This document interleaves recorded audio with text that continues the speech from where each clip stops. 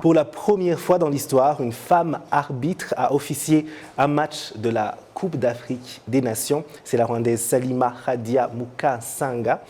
Et nous accueillons le journaliste international Sylvain Henri Cissé pour l'entretien de ce journal. Bienvenue. Bonsoir David. Ça va, j'espère que vous allez bien, que vous passez un bon moment à Kigali. Très heureux d'être ici, très heureux d'être avec vous. Donc tout va très bien.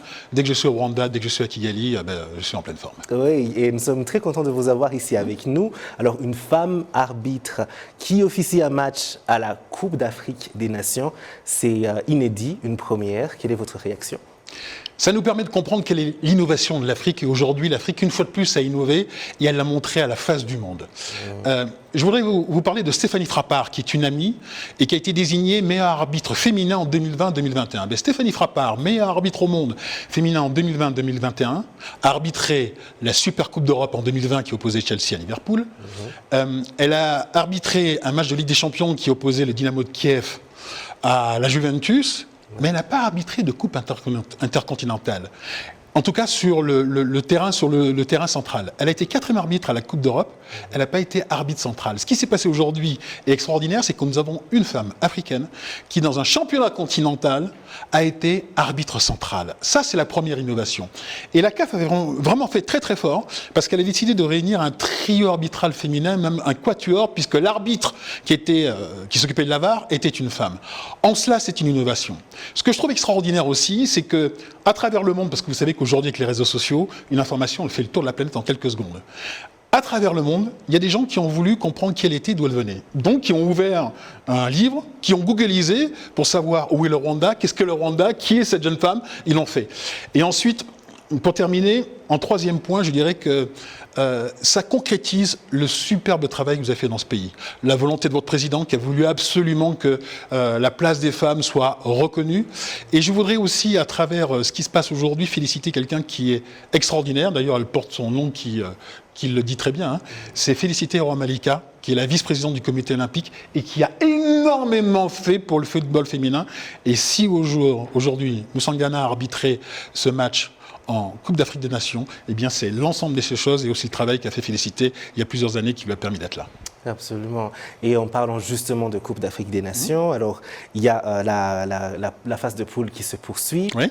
Notamment, on va parler de l'échec étonnant de l'Algérie dernièrement face à la Sierra Leone. Quelle est votre réaction? Qu'est-ce que vous pensez de ce tournoi continental? Écoutez, cela montre que le football est un drôle de sport. C'est peut-être le sport collectif le plus individuel. Et on le voit avec ces équipes qui réussissent. Dès qu'une équipe réussit, qu'est-ce qu'elle fait naître? Elle fait naître des égos qui ont des dimensions exceptionnelles. Des égos qui ne peuvent plus se côtoyer, des équipes qui ont du mal à gérer. Et ça, on l'a vu dans l'histoire. Vous prenez l'équipe de France après son titre de champion du monde en 98. En 2002, elle explose. Elle est éliminée au premier tour. Vous prenez l'équipe de France lors du dernier Euro. Je parle de la France parce que c'est mon pays, forcément, moi qui suis franco-sénégalais. Eh bien, qu'est-ce qui s'est passé? Elle a été éliminée par la Suisse. Et il se passe la même chose avec l'Algérie. Elle est championne d'Afrique en titre. Et elle a une gestion humaine qui n'est pas à la hauteur d'un collectif qui lui permet de pouvoir avancer dans cette compétition. Elle est en train de s'effriter petit à petit, on l'a vu lors de ces rencontres. Et je pense que demain contre la Côte d'Ivoire, ce sera un match serré parce que la Côte d'Ivoire n'est pas au mieux aussi. Et donc on aura un match au couteau entre deux équipes qui vont lutter pour leur survie. Absolument un match qu'on a hâte de suivre. Ah ben oui, il faut absolument être là. Et alors, avant de finir cet entretien, il faut absolument qu'on parle de la pandémie de Covid-19 qui touche tout, même la CAN. Alors, il y a des cas de Covid qui continuent de toucher des joueurs de différentes sélections. Est-ce que vous pensez qu'avec le Covid, il y aura un impact sur cette compétition, sur le foot en général et surtout sur les attentes que nous, les fans du ballon rond, on a? Écoutez, moi j'ai un avis tranché là-dessus. Il faut qu'on arrête de parler de la Covid à la CAN. Parce que la Covid, c'est un sujet et un problème mondial. Les sélectionneurs doivent faire avec et composer des équipes avec les joueurs qui sont testés positifs et qui ne peuvent pas être retenus. Moi je crois que la problématique à la CAN, elle est différente, elle est tout autre. Et je crois qu'il faut jeter un coup de projecteur notamment sur quelque chose dont on n'a pas du tout parlé, il s'agit de la mobilité. En gros, parce qu'on a très peu de temps, je vais faire très court. Ouais. Vous pouvez avoir le plus beau stade au monde. Si vous n'avez pas la mobilité suffisante pour attirer les spectateurs dans les meilleures conditions, dans les conditions optimum, forcément vous aurez peu de monde dans les stades. Si vous n'avez pas l'expérience spectateur, comme on l'appelle dans les stades, qui est montée à son maximum pour que le spectateur ait l'envie de venir dans le stade, qu'il ait l'envie de participer à une fête, eh bien ça ne peut pas fonctionner.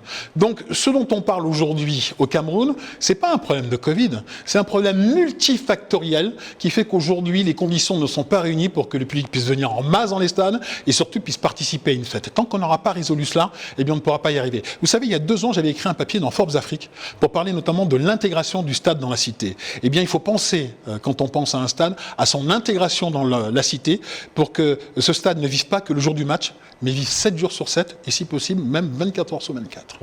Absolument, c'est un point auquel parfois, qui peut nous échapper parfois, tout simplement. Voilà, et là, je viens de l'éclairer. Absolument, on y pense un peu, on le comprend un peu mieux. Merci beaucoup. Non, mais merci à vous de votre invitation. Oui, nous étions avec Silver Henri Cissé. Il est journaliste franco-sénégalais. C'était notre invité dans notre entretien sport de ce jour.